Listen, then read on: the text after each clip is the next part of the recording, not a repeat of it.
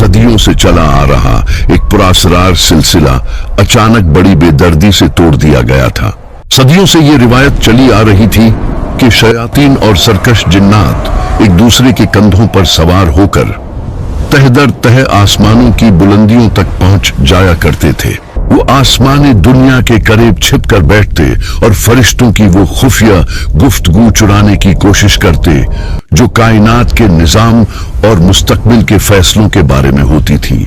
जब वो कोई एक सच्ची बात सुन लेते तो उसे जमीन पर मौजूद काहिनों और नुजूमियों तक पहुंचाते और वो नुजूमी उस एक सच में 100 झूठ मिलाकर लोगों को बेवकूफ बनाते थे। ये सिलसिला एक तवील अरसे से जारी था, लेकिन फिर अचानक एक रात सब कुछ बदल गया। कायनात का सबसे बड़ा पहरा बैठा दिया गया था। अब जैसे ही कोई जिन आसमान की तरफ उड़ान भरता, जैसे ही वो फरिश्तों की कोई सरगोशी सुनने के लिए कान लगाता, आसमान से आग का एक दहकता हुआ गोला, एक चमकता हुआ शहाब साकिब बिजली की तेजी से उसकी तरफ बढ़ता। वो आग का शोला उस जिन का पीछा करता और उसे जलाकर भस्म कर देता। फरिश्तों के पहरे इस कदर सख्त कर दिए गए थे कि आसमान की तरफ जाने वाले हर रास्ते को आग की दीवारों से बंद कर दिया गया था। जिन्नात की तारीख में ऐसा खौफनाक और नाकाबिल फहम वाकया पहले कभी पेश नहीं आया था। वो शदीद खौफ और दहशत के आलम में जमीन की तरफ भागे। इनकी समझ में नहीं आ रहा था कि आखिर आसमानों के दरवाजे हमेशा के लिए क्यों बंद कर दिए गए हैं। इस शदीद बेचैनी और घबराहट के आलम में जिन्नात के तमाम बड़े सरदार और शयातीन अपने सबसे बड़े पेशवा इब्लीस के पास जमा हुए। इब्लीस जो खुद हैरान और परेशान था, उसने अपने जासूसों की बातें सुनकर एक फैसला कुन बात कही। उसने कहा कि ये आसमानी पहरे और आग के गोले किसी मामूली बात का नतीजा हरगिज नहीं है। जमीन पर जरूर कोई ऐसा नया और अजीम वाकया पेश आया है या कोई ऐसी हस्ती जाहिर हुई है जिसकी वजह से ये सब हो रहा है। इब्लीस ने गरजदार आवाज में हुक्म दिया, जाओ और जमीन के मशरिक से लेकर मगरिब तक, शिमाल से लेकर जुनूब तक हर कोने का कोना छान मारो।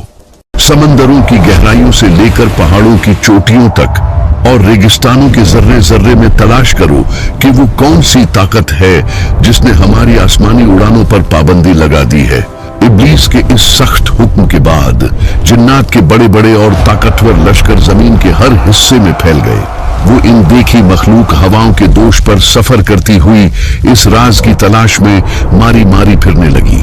लेकिन इन ताकतवर जिन्नात को क्या मालूम था कि वो जिस राज को पूरी दुनिया के महल्लात, ताकतवर सल्तनतों और पुरासरार गारों में तलाश कर रहे हैं, वो दरअसल मक्का के एक ऐसे इंसान से जुड़ा है जो इस वक्त दुनिया में सबसे ज्यादा तन्हा, दुखी और गमगीन था। जबकि आसमानों में ये हलचल मची हुई थी, जमीन पर रहमत लिल आलमीन मोहम्मद सल्लल्लाहु अलैहि वसल्लम अपनी जिंदगी के सबसे कठिन, सबसे दर्दनाक और सबसे तकलीफ देह दौर से गुजर रहे थे। मक्का की जमीन आप पर तंग कर दी गई थी, अपनों ने साथ छोड़ दिया था। वो चचा अबू तालिब जो आपके लिए एक मजबूत ढाल थे, वो दुनिया से रुखसत हो चुके थे। वो प्यारी बीवी हजरत खदीजा अलैहिस्सलाम जिनकी तसल्ली आपके हर जख्म का मरहम थी, वो भी वफात पा चुकी थी। मक्का वालों का जुल्म और सितम अपनी तमाम हदें पार कर चुका था। हर तरफ अंधेरा महसूस होता था। कोई ऐसा ना था जो हक की इस पुकार पर लब्बिक कहे। ऐसे में जब मक्का में हक की आवाज सुनने वाला कोई ना रहा तो मोहम्मद सल्लल्लाहु अलैहि वसल्लम ने एक नई उम्मीद, एक नई किरण के साथ मक्के से ताइफ की तरफ कदम बढ़ाए। ये मक्का से ताइफ तक का कोई आम सफर नहीं था। पहाड़ों के दरमियान से गुजरता हुआ ये संगलाख और दुश्वार गुजार रास्ता आपने पैदल तय किया। आपके दिल में सिर्फ एक ही उम्मीद थी कि शायद ताइफ की सरसब्ज और शादाब वादियों में रहने वाले लोग मक्का वालों की तरह पत्थर दिल न हों। ताइफ पहुंचकर आपने वहां के 3 सबसे बड़े सरदारों से मुलाकात की।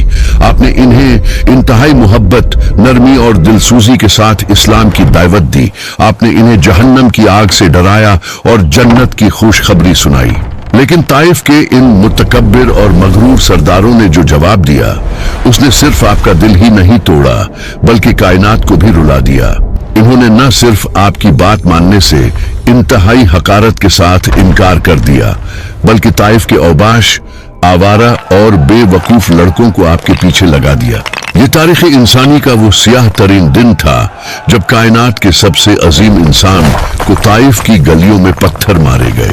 ان ظالموں نے سڑک کی دونوں طرف قطاریں بنا لی اور جب آپ وہاں سے گزرتے تو وہ آپ کی ٹانگوں اور قدموں پر زور زور سے پتھر مارتے۔